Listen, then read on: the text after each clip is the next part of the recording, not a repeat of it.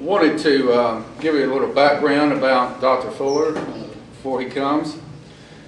Paul E. Fuller was born in Chattanooga, Tennessee, where he was educated in the public schools of that city, graduating from Central High School in 1950.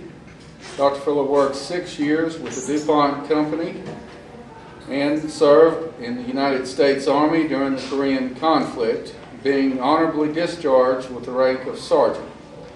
His undergraduate education was received from the University of Chattanooga, where he graduated with highest honors in 1960. Upon completion of the AB degree, he received 2 awards for graduate study, a Woodrow Wilson Fellowship and a National Defense Fellowship. Dr. Fuller's graduate study was done at the University of Kentucky, where he received a PhD degree and served as president of the Tau chapter of Phi Alpha Theta, a National Honor Society in history. His teaching career was spent primarily at the University of Kentucky, Transylvania University in Lexington, Kentucky, and at Wesleyan College in Macon, Georgia. He retired as professor of history at Transylvania University. Dr. Fuller is an active participant in the historical profession. He is a member of the Kentucky Historical Society, the Kentucky Association of the Teachers of History, the Southern Historical Association, the Organization of American Historians, Phi Gamma Mu, Phi Alpha Theta, and the American Association of University Professors. His writings, which center on women in American history, include Laura Clay and Women's Rights Movement, published by the University Press of Kentucky in 1976, several articles and a number of book reviews which have appeared or are forthcoming in the Register of the Kentucky Historical Society, the Filson Club Quarterly, and the American Historical Review. His topic tonight will be on the unknown Robert E. Lee. Dr. Fuller.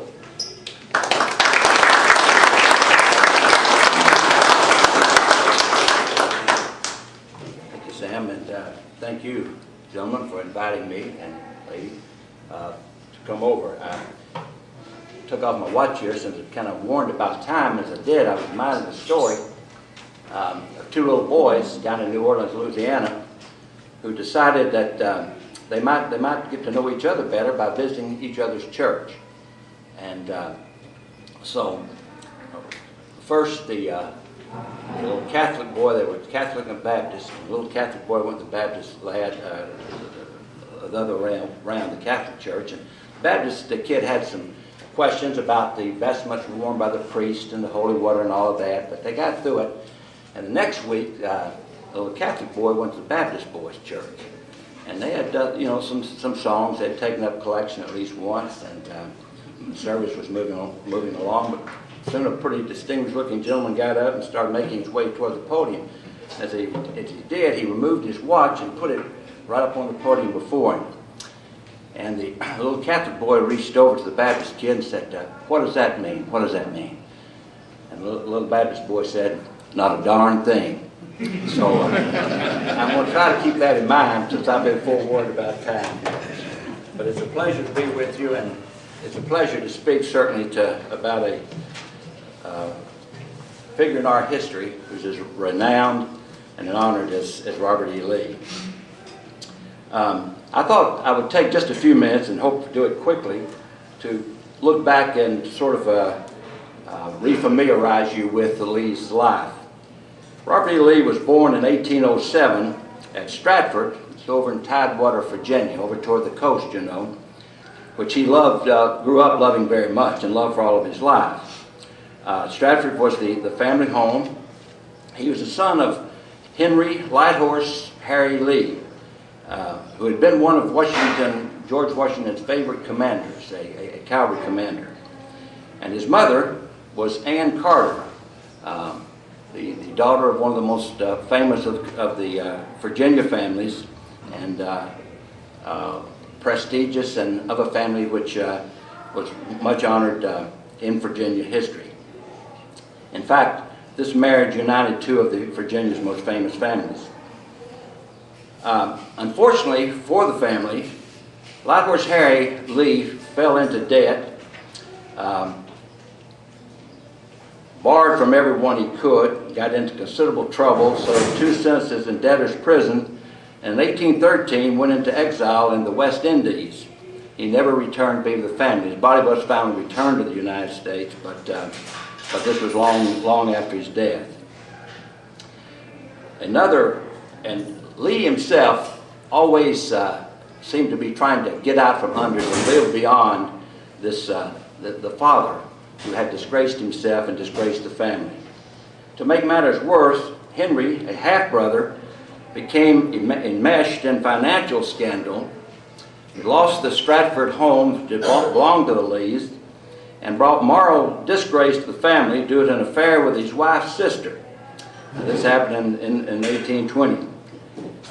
Interestingly enough, losing Stratford was a blow. It would have been nice if it stayed in the family. But Robert E. Lee himself never owned a home. He lived in other places. He lived at Arlington, which of course was his wife's place, but he never owned a home himself. So most of his upkeep was either by the United States Army or the Confederate Army or his relatives.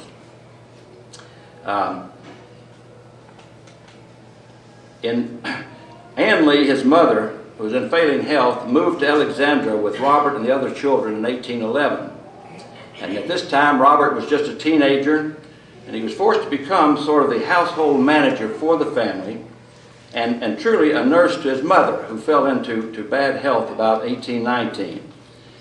She was almost invalid, and it's sort of a fascinating thing that Robert spent all those years looking after his mother, and later on married a woman whose health was about as poor as his mother's was.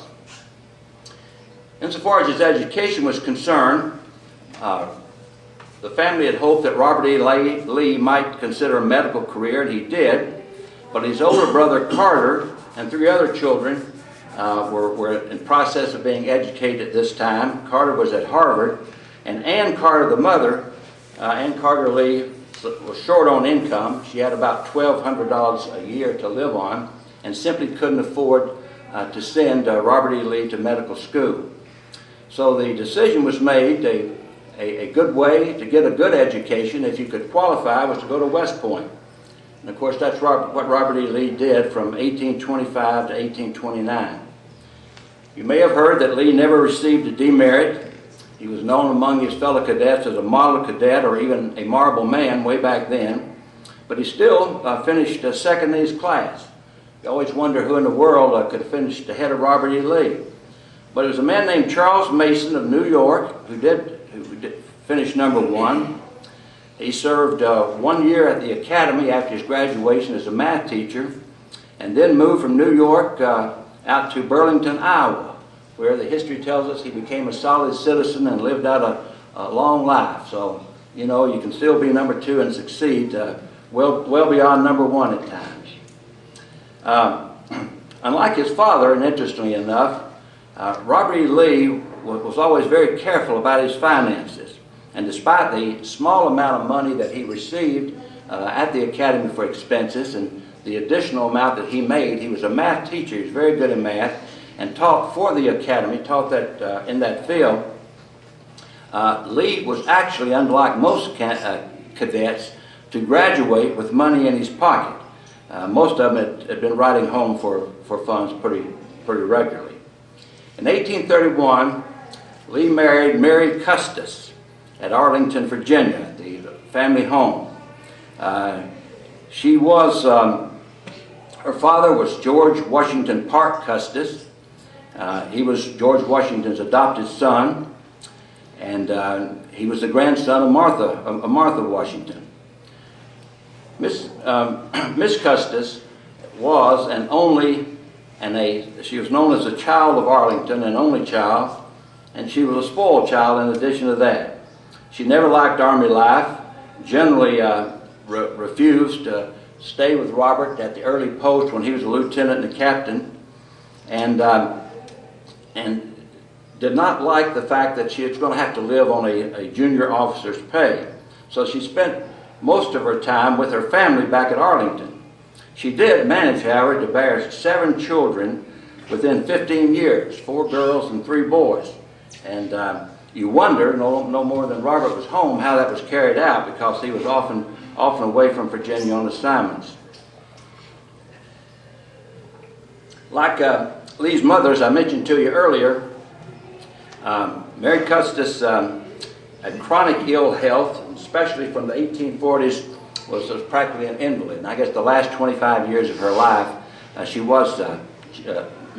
Lee, Robert's wife, was an invalid, and the family had to take care of her. I want to say a word, too, about Lee's U.S. Army career, really from 1831 to 1861. He graduated as an engineer, and he was excellent in that profession. He worked on engineering projects in Georgia, Fort Pulaski, I guess a number of you might have been there, on Cockspur Island right outside Savannah. He worked in Virginia on other projects, in Ohio, drawing up the boundary between Ohio and Michigan, and in Missouri, where he worked at St. Louis and made great improvements in the river harbor at St. Louis, really kind of bringing St. Louis into the into the playing the role that it would as a major port on the Mississippi River.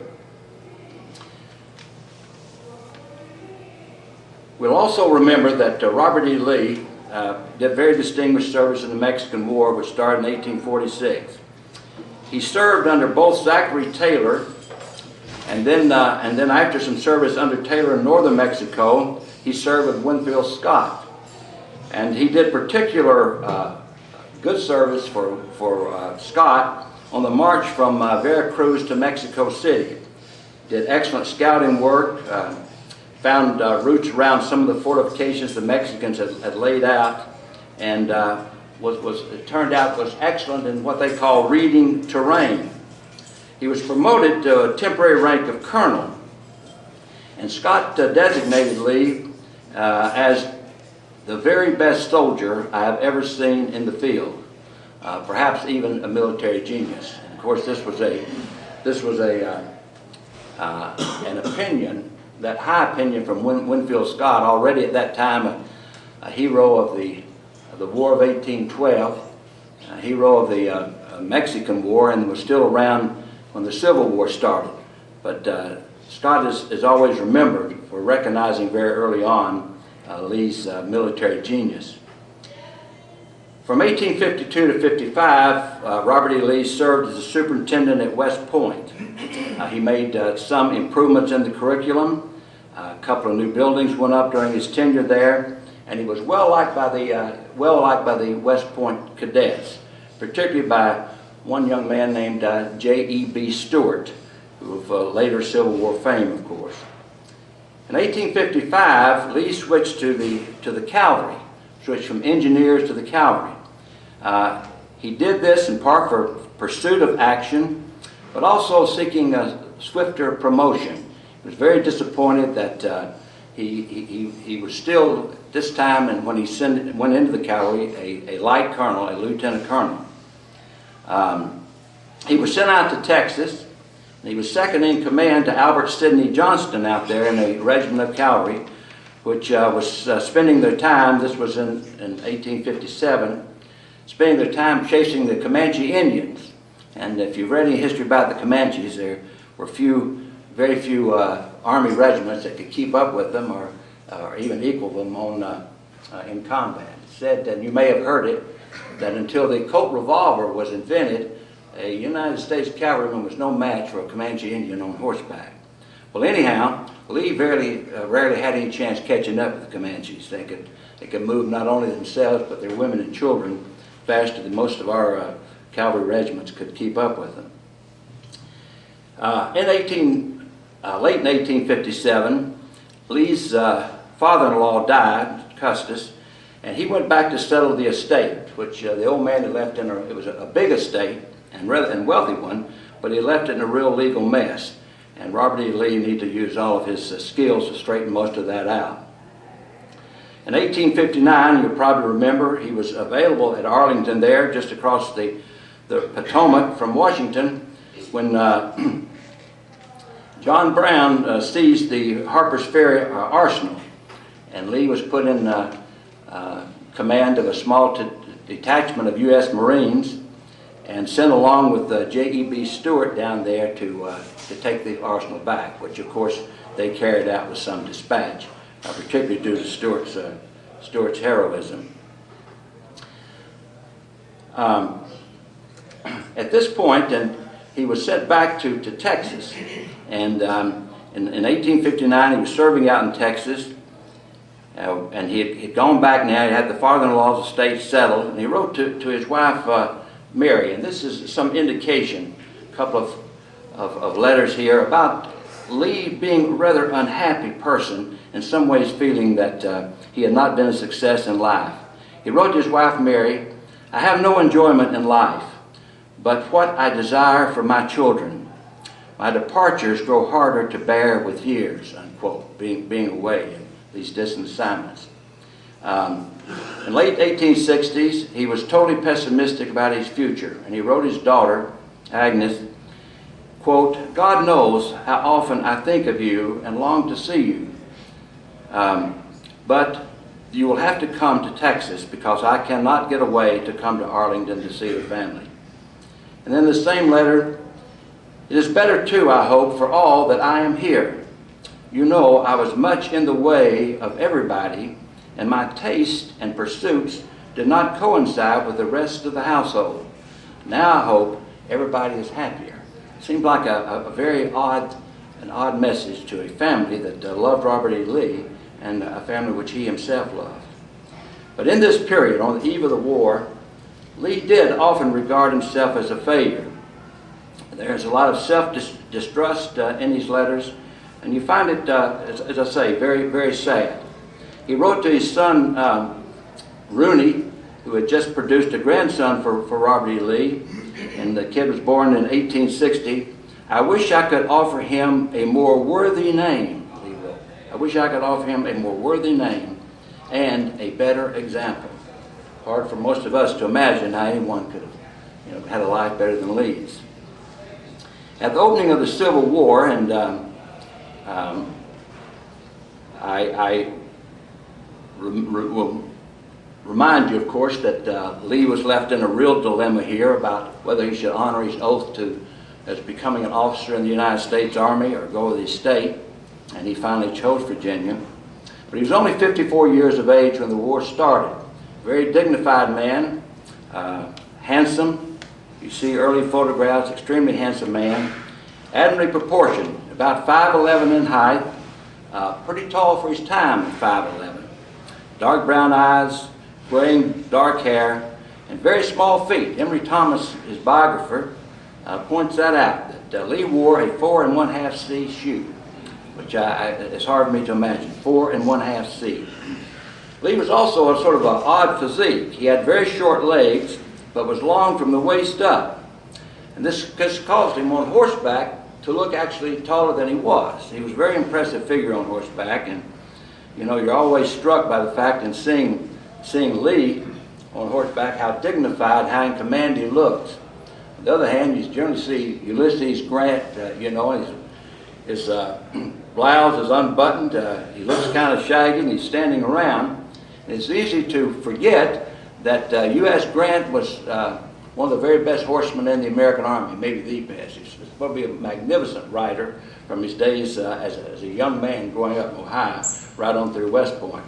But you would think more of that of Lee and the way he looks. But Lee was, when the war started, living a life of self-control, self-denial, and self-discipline. And as one looks at his life, you think that his father's failures, his father's disgrace was always before him. And Lee was always fighting that this did not happen to him, that he was not going to fall victim to the same weaknesses that destroyed his dad's life.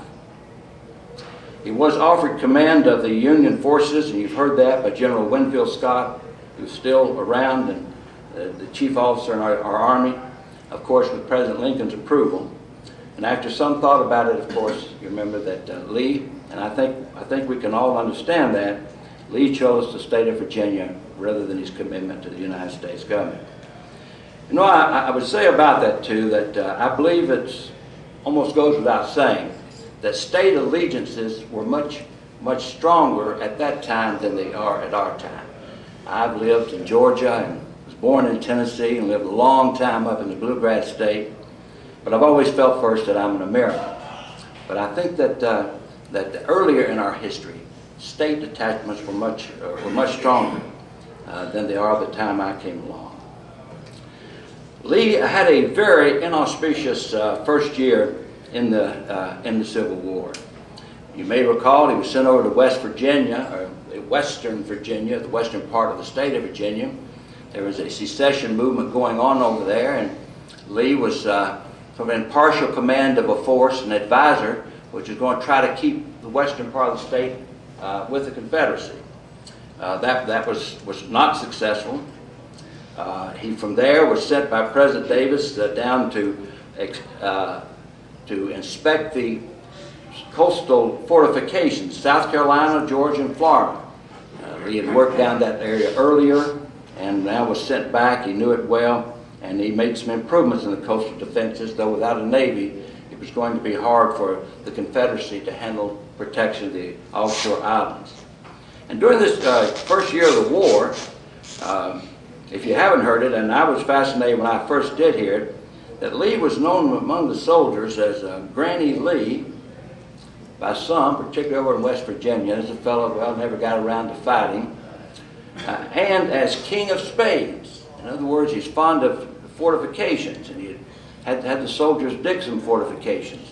And most Southerners, being men of the offense, you know, go and get after them, said, we don't need fortifications, let us at the Yankees. And they resented this insistence of Lee's and other commanders on taking proper defensive measures at times.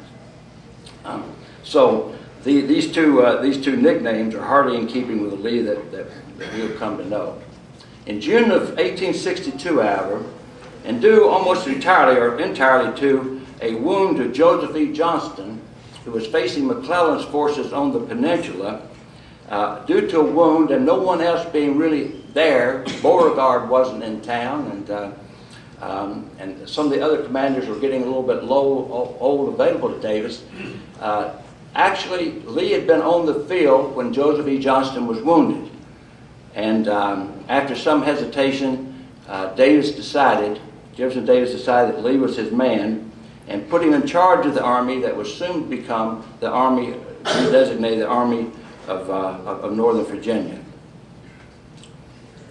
So from there, and I'll break off this biographical thing, as it were, but Lee makes over the next 3 years, 62 and on to the end of the war, the great reputation we know him by. And that brings us around to saying a word about the man that Lee was. And there are two versions of what Lee was, perhaps. Douglas Southall Freeman, a biography that you at least know about if all of us haven't gotten through, but Douglas Southall Freeman, a fellow Virginian in the 20th century, in the 30s, wrote four large volumes on Robert E. Lee. And Douglas Southall Freeman says, quote, Robert E. Lee was one of the small company of great men in whom there is no inconsistency to be explained, no enigma to be solved.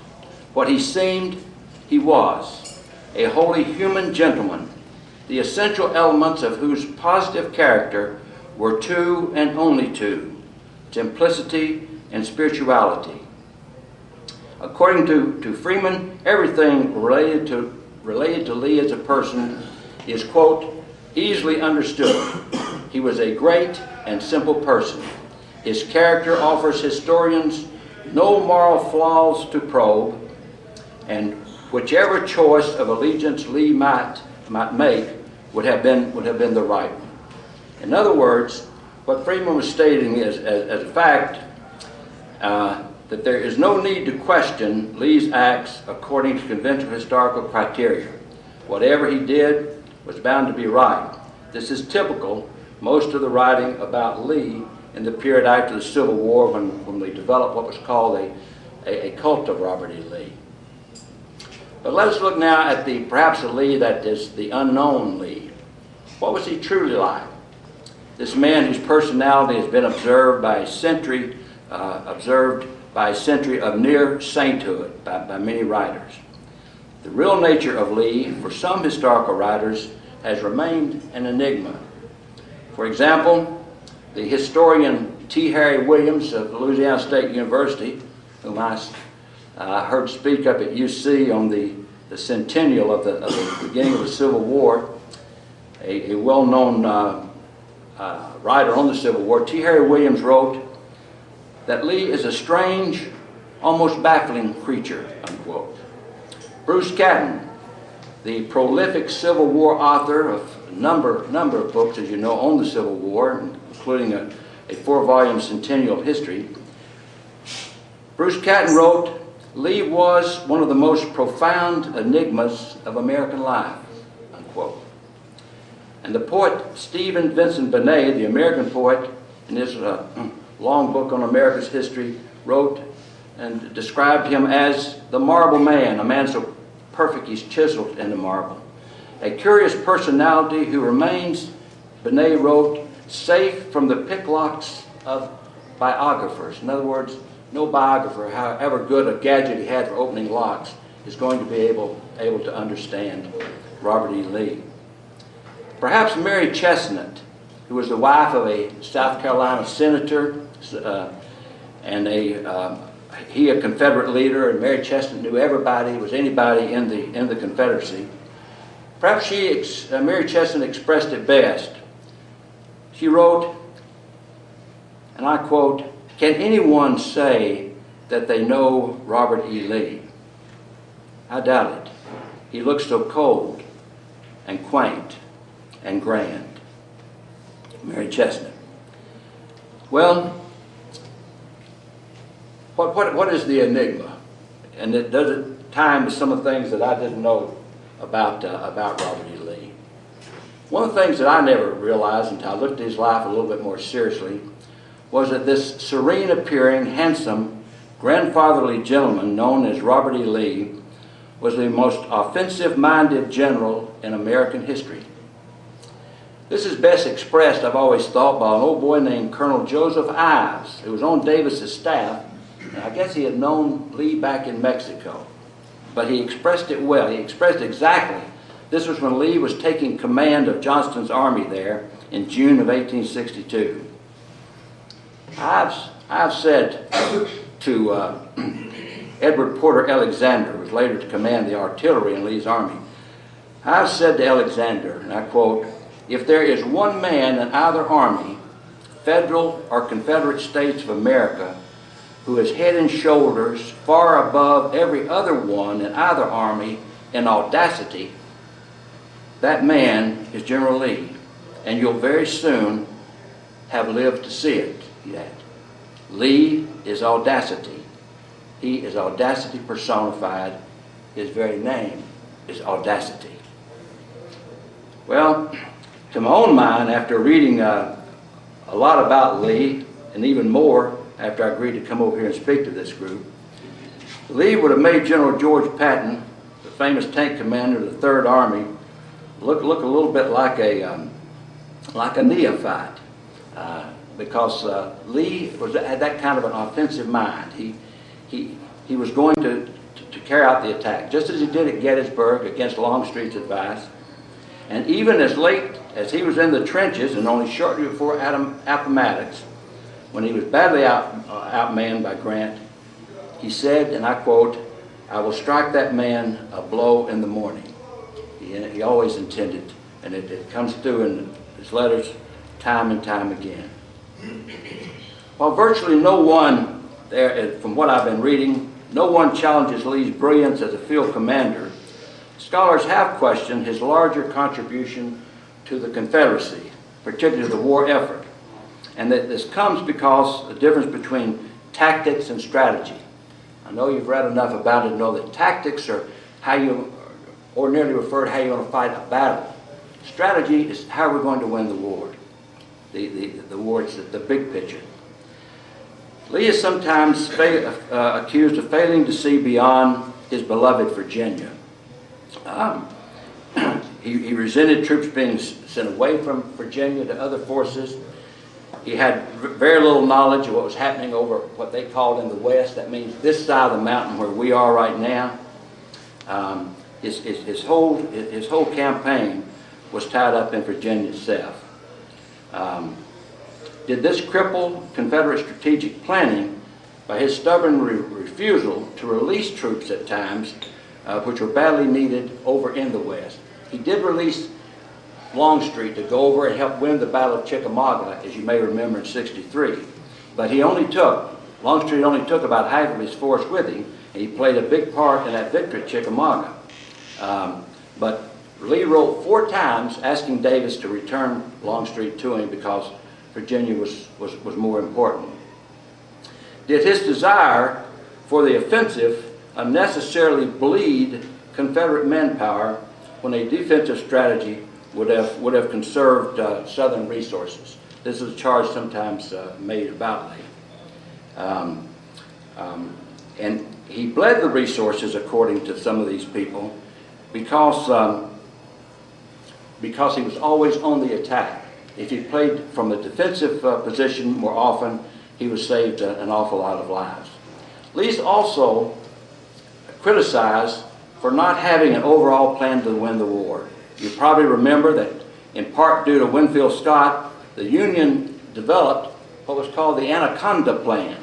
Anaconda's a huge snake, and the idea was to, yes, attack toward Richmond with the Union armies, but also win control of the West. Win the Mississippi River, the Ohio River, the Tennessee River, the Cumberland River, and therefore split the Confederacy into these various parts, and finally, like a great anaconda snake, squeeze the life out of the South. Lincoln endorsed this plan, and of course Grant was the one to check it out. In effect, their plan was to win the war in the West, over here on this side of the Appalachian Mountains. Virginia must fall, in effect, if the West was won. The South really had no overall plan, which was pursued consistently. Davis had one plan, and it's called a strategy of exhaustion. Military thinkers often look one way or the other in these things. How are we going to fight the war? And particularly armies that are short-handed. The American Army in the Revolutionary War, for example.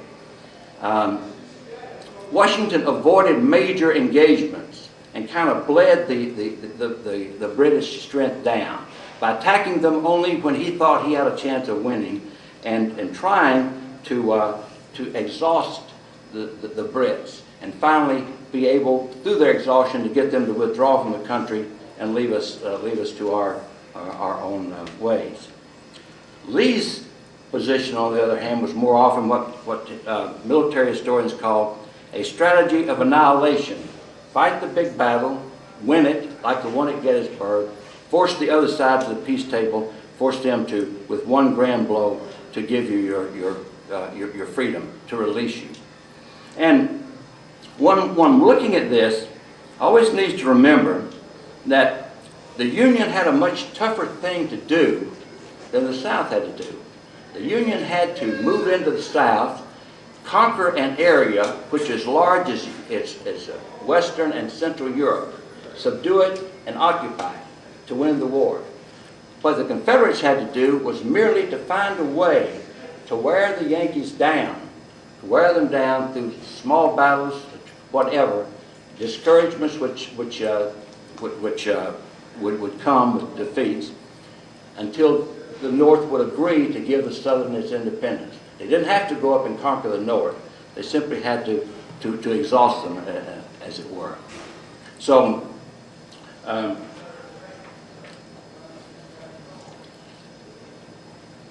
Lee, and it must be said this, a number of military historians have said it, that Lee never saw the big picture as well as even Grant did. A lot of folks don't like to hear that, but that is That is often the charge.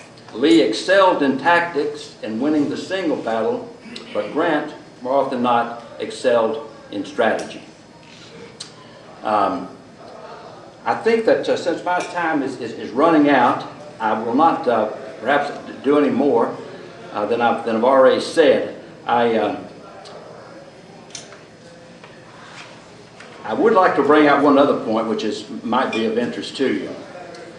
You may recall, and this is the history that I was taught as late as my years at the University of Chattanooga when I took a course in the Civil War, that Grant was a butcher. And that was proven particularly in the campaigns of 1864 when Grant was moved up to Washington, put in command of all the Union armies, and faced Lee. He was the first time in 64 that Grant had ever faced Lee. And Lee was given the term butcher because of the heavy losses that Grant suffered. Grant was given this term butcher for the heavy losses he suffered at the Battle of Cold Harbor. It's about the only battle that Grant ever admitted that he should not have fought at that time. What people sometimes overlook at that is that the Union casualties numbered 7,000 at Cold Harbor in less than 1 hour. You can figure how many we've lost in Iraq. But 7,000 Union casualties at Cold Harbor on June the 3rd, 64 in less than 1 hour. Thus Grant's nickname. By a remarkable coincidence, Confederate casualties in Pickett's charge at Gettysburg also totaled 7,000 in less than an hour. Now the thing that's different there is that this was a 50% casualty rate of Pickett's charge, the men in it, compared with 15% for the Union troops which were involved at Cold Harbor. So the truth is when you look over the entire war, despite Grant being called a butcher, Lee's armies suffered a higher casualty rate than Grant's. Neither commander was a butcher, but the truth is that in casualty rates themselves, and men lost per percentage of those engaged, Lee's was higher than any man in either army. One reason for this is that Lee was a great devotee of the frontal assault made famous by Napoleon. Pretty much the same thing we did at Gettysburg. Great devotee of that. What made that fail on several occasions was that Lee underestimated the greater firepower and accuracy of the rifled musket and the rifled cannon which had been developed after Napoleon. And these were capable of much greater destruction. The old musket men took it 1 minute for them to fire and reload. With the repeating rifle, which developed in the Civil War, of course, you could get off several shots without any need to reload. So the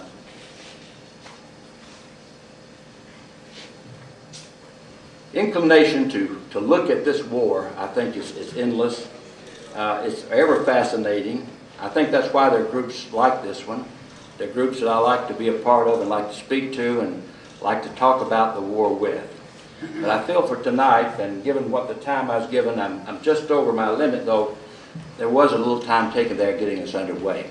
But I'm going to quit at that point and hope that maybe you'll share some of your 2 or 3 questions or comments, and then we'll take the program back to our chairman. Yes, sir. The question I have is, right after the war, and of course the South losing the war, what was the U.S. government's stance against Robert E. Lee? Did they try to prosecute him as a traitor, try him, or what did he endure those first few years after the war from the government?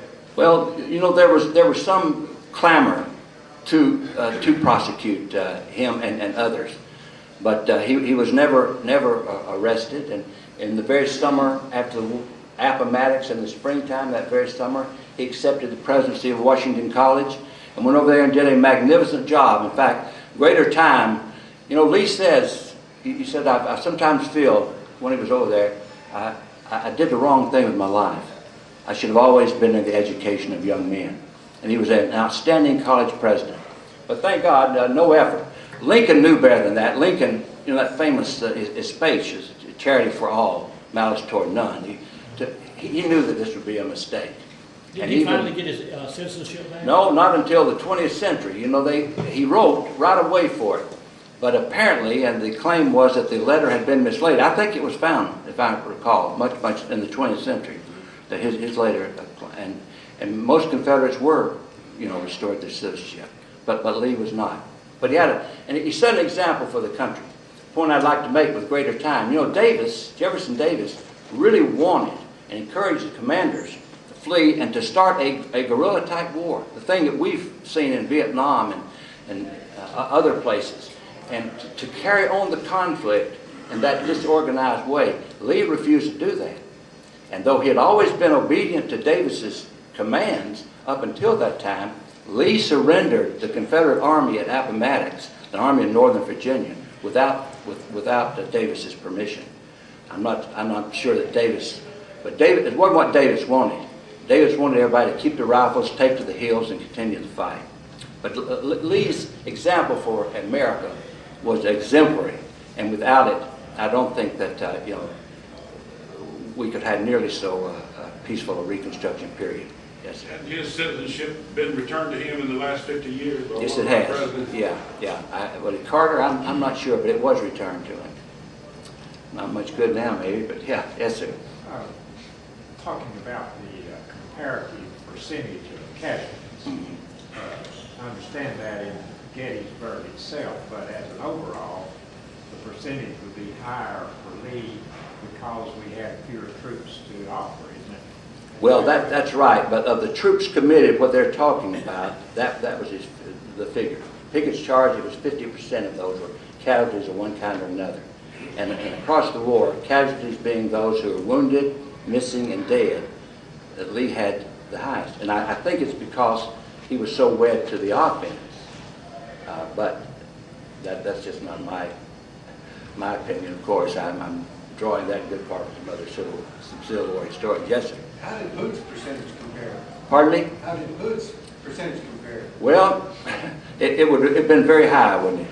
But you know, and I read that of course Hood fought up there at Franklin, Nashville. He was a disciple of Lee. He idolized Lee. Lee suggested him for that position, Army of Tennessee, but with some misgivings. And Hood was copying Robert E. Lee when he carried out those charges at Franklin. Yeah. Any other questions or comments? Yes, sir. After the assassination of Lincoln, President Johnson telegraphed Grant to start holding tribunals for any captured Confederates of rank of colonel and above hanged. Grant flatly refused. Yeah. And Grant's response was, before any man was surrendered to me and I promise my protection is so punished, you will have to beat me in my arms. Yeah. And President Johnson backed down. I hope everybody can hear that, and that's a great statement, and one very true. It shows what kind of man that Grant was. Could you repeat it? Yeah, maybe stand up. That is worth that. He's the mic. He's the mic.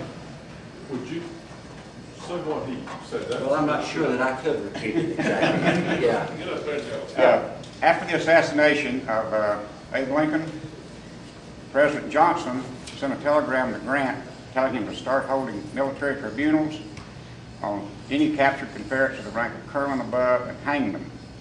Grant flatly refused. Grant responded that before any man who surrendered to me and I promise my protection is harmed, you'll have to beat me and my army. And President Johnson backed down, so Lee was never bothered. Makes you a little ashamed to claim, Andrew, doesn't it? Andrew Johnson. Thank you very much.